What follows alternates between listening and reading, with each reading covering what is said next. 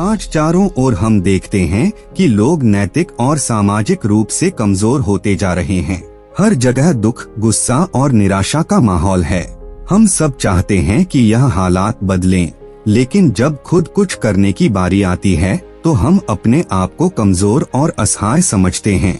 हम ज्यादातर समय हालात के लिए सरकार, समाज या दूसरों को दोष देते हैं, लेकिन हम खुद कभी नहीं सोचते कि इस बुरे माहौल को बर्बाद करने में कहीं हमारा भी हाथ है या नहीं।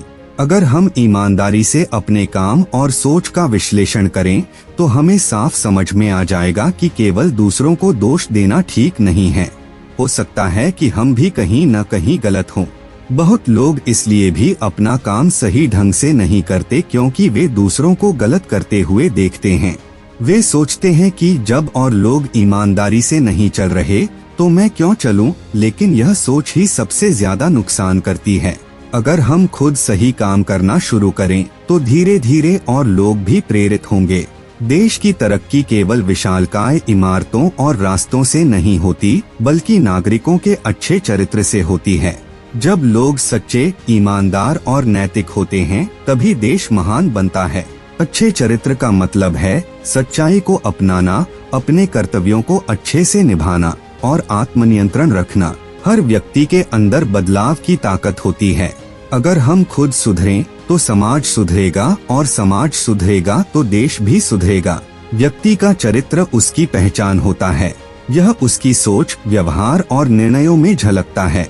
एक अच्छा चरित्र जीवन के हर क्षेत्र में सफलता की नींव रखता है।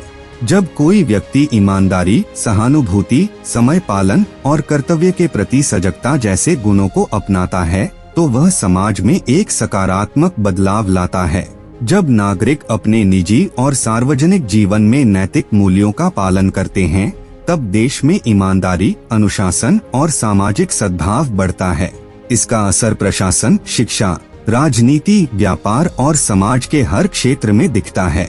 एक ईमानदार छात्र कल एक ईमानदार अफसर, शिक्षक या नेता और जिम्मेदार नागरिक बनता है। भारत में महात्मा गांधी, स्वामी विवेकानंद, डॉक्टर APJ अब्दुल कलाम जैसे अनेक महापुरुष हुए हैं जिनका जीवन हमें दिखाता है कि चरित्र कितना महत्वपूर्ण होता है।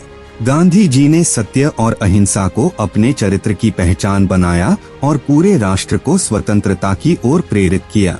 विवेकानंद जी ने कहा था, शिक्षा का उद्देश्य केवल जानकारी देना नहीं है, बल्कि चरित्र निर्माण करना है। आज के समय में जब भौतिकता, स्वार्थ और भ्रष्टाचार समाज में फैलते जा रहा है, तब चरित्र निर्माण की आवश्यकता पहले से कहीं अधिक है। युवा वर्ग को यह समझना चाहिए कि तकनीक और ज्ञान के साथ साथ उन्हें नैतिकता और संवेदनशीलता की भी जरूरत है, क्योंकि बिना चरित्र के ज्ञान विनाश का कारण बन सकता है। चरित्र निर्माण केवल स्कूल की चार दीवारी तक सीमित नहीं है। यह घर, समाज, मीडिया और हर व्यक्ति की जिम्मेदारी है। माता पिता, शिक्षक और सामाजिक संस्थाएं मिलकर बच्चों और युवाओं को सही दिशा दे सकती हैं। जब पूरा समाज ईमानदारी, करुणा और न्याय को महत्व देगा तभी देश प्रगति करेगा।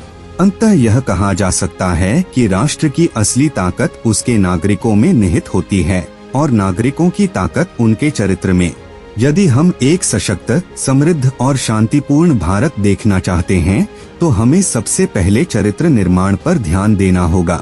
जब हर व्यक्ति आत्मनिरीक्षण करके अपने आचरण को सुधारने का संकल्प लेगा तभी राष्ट्र निर्माण संभव हो पाएगा। इसे आप विस्तार पूर्वक समझना चाहते हैं तो आइए सुनते हैं चारित्र्य निर्माण से राष्ट्र निर्माण, सिर्फ बुक्स इन वॉइस पर।